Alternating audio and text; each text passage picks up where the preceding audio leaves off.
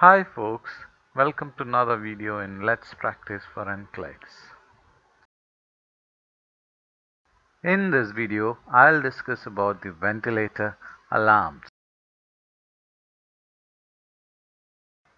The NCLEX candidate should know about two alarms, the high pressure alarm and the low pressure alarm.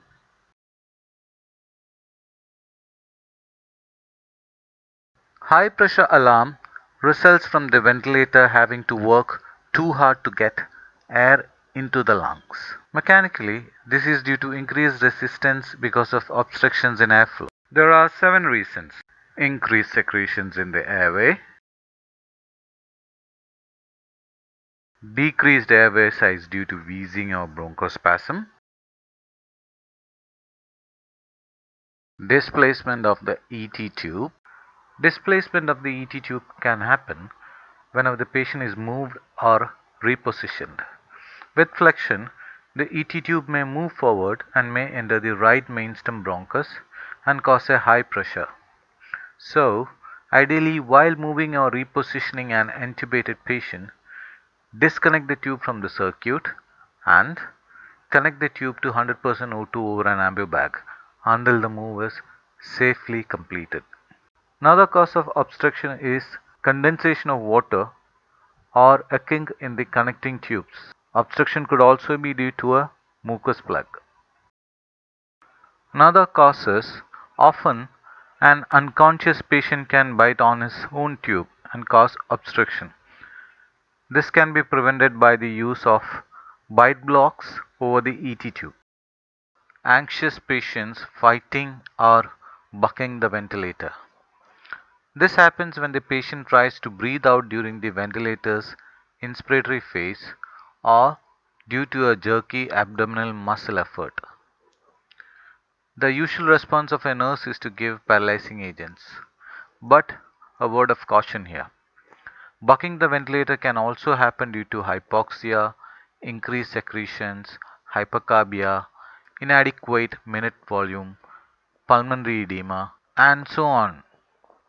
Identify and correct these problems. Otherwise, the paralyzing agent might mask the problem and further aggravate the condition. Ventilation per se can also lead to development of pneumothorax. The nurse should perform chest auscultation every 4th hour looking for pneumothorax. Formation of a pneumothorax might warrant an elective or even an emergent chest drainage. A severe form of pneumothorax can lead to tension pneumothorax, causing mediastinal shift, leading to a life-threatening situation warranting an emergent needle thoracotomy.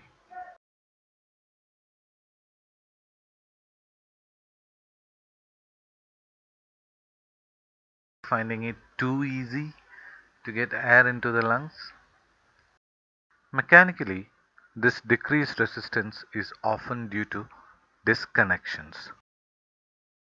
This usually happens when the patient is moved or repositioned.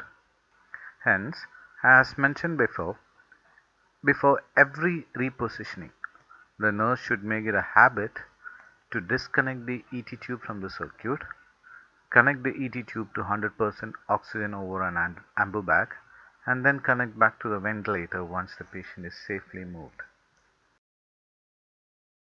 Endotracheal cuff deflation can cause poor airway ventilation as well as cannot prevent aspiration pneumonia. Ideal cuff pressure is 25 cm of water. Ideally, a provider should check for cuff pressure 8th hourly using a cuff manometer. As soon as cuff deflation is identified, the provider should attempt to re-inflate the cuff, which, if fails, prepare for an emergency endotracheal tube changeout. Low pressure alarm may sound in case of esophageal intubation and because of a disconnected oxygen sensor. Allow air to escape. Reconnecting the sensor to the ventilator will solve the alarm issue. Spontaneous breathing.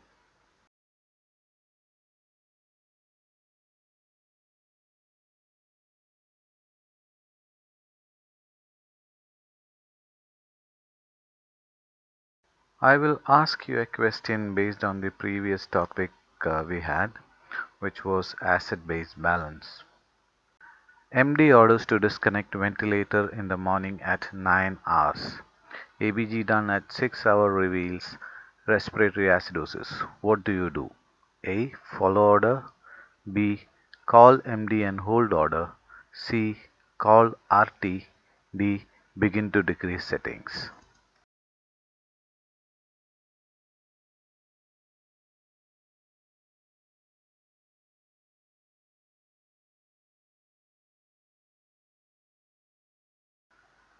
The answer is B.